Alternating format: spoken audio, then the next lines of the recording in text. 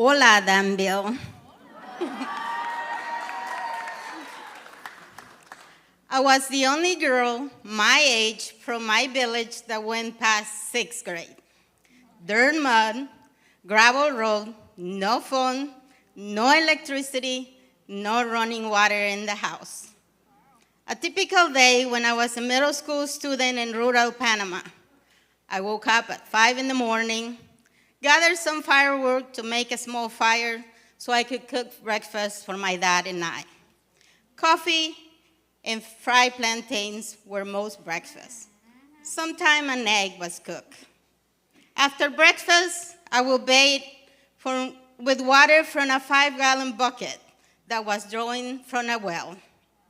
My book bag was always packed the night before while there was light. For each subject, I carry a notebook and a textbook. During rainy season, I carry an extra set of school uniform. I took a quarter every day in order to buy the snack at school. At 5:50 a.m. in the morning, I got on my bicycle and I rode 1 hour and 20 minutes one way. Thank you. You hear right, 1 hour and 20 minutes one way. You can see my legs.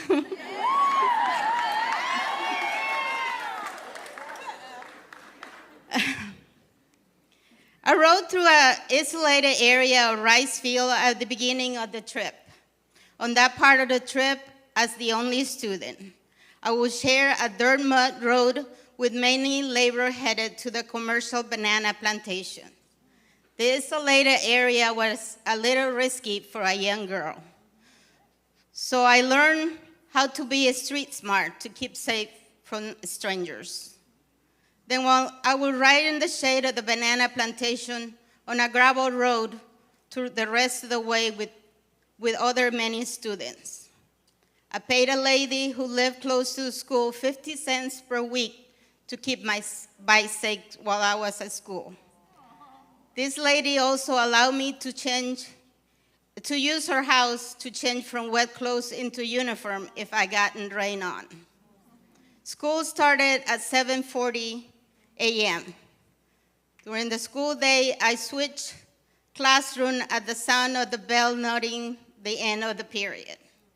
The school was built in mason blocks with open bends, no glass window, and a thin roof. By 11 a.m., the roof will creak and pop from the tropical sun, heating up and expanding. Whew, I can feel it. Sometimes I would stay late school to use the library. At a time, I was so tired of traveling and other problems that I would tell my mom not to wake me up the next morning because I was going to quit. And my mom will pull out the F word. Faith. You have to have faith, Maria. If I wanted to continue past 9th grade in Panama, I might choose a path career between science, business, and agriculture. At first, I decided to study agriculture for 2 reasons. First, I wanted to wear pants and a skirt. Second, my brother predicted that the time that I had to deal with a stubborn cow, I will quit. So I wasn't going to let them win. The agricultural school in Panama, a boarding school, with rustic schooling quarters. I went back home every other weekend. I was expected to pay $20 per tuition, but to good grades, mine was covered. Morning classes at the Ag Institute starting 7 to 11, including practical manual labor, removing brush, tending to the livestock, mending fences, etc.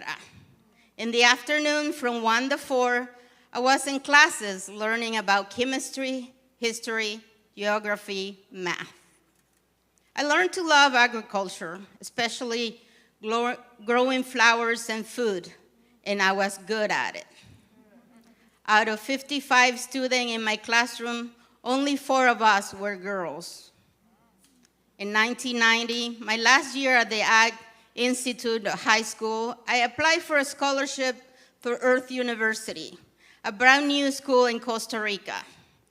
The Kellogg Foundation provided me $8,600 per year, but the total yearly cost was $15,200. So I needed an additional $6,600 to attend, something that my parents will never be able to afford since my father's weekly salary was $50. So I went to the capital city to government private office that might provide the rest of the needed money through a scholarship. And I was told that the scholarship money was allocated for that year to try next year. The capital city was 8 hours from my home, and I had only been there once previously. In December of that year, on the day of my high school graduation, I was surprised to be approached by the government, the Office of Agricultural Education, asked me what my future plans were.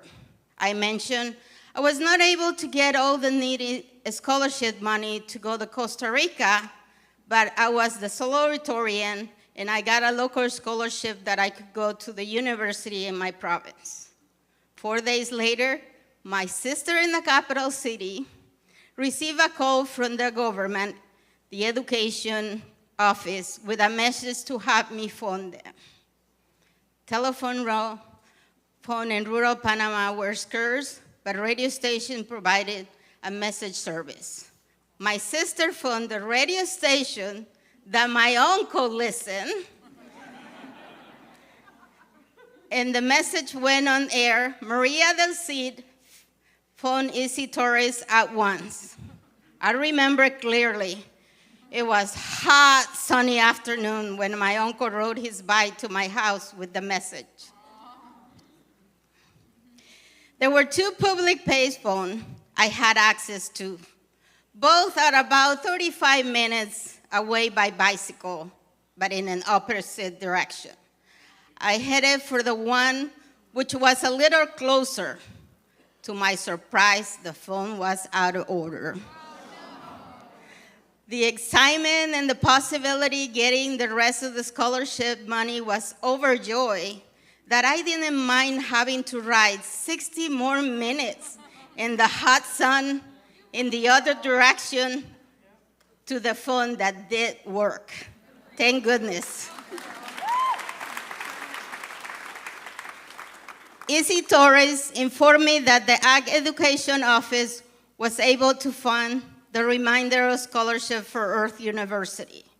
I instructed to get a passport and a documentation to study abroad.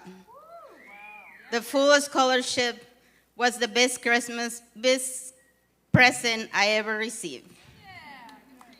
If I didn't make the phone call, that money would have gone to another student. I went to this prestigious, one-of-a-kind new university in a full scholarship with most selected students from 16 different countries. I graduated from Earth University with a bachelor's in science and agriculture.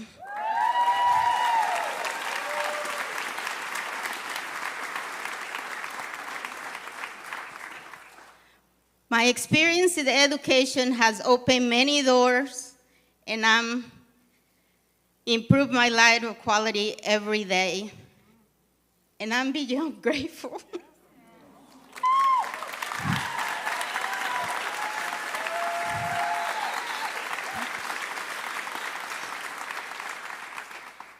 I use my degree and knowledge to educate in sustainable horticulture practice.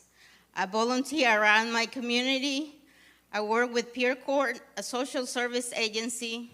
I also work passionately in gardening and beautification projects. I use my bilingual skill to translate and interpret it. In 2005, I was selected as one of the 20 outstanding women you should know of East Central Illinois.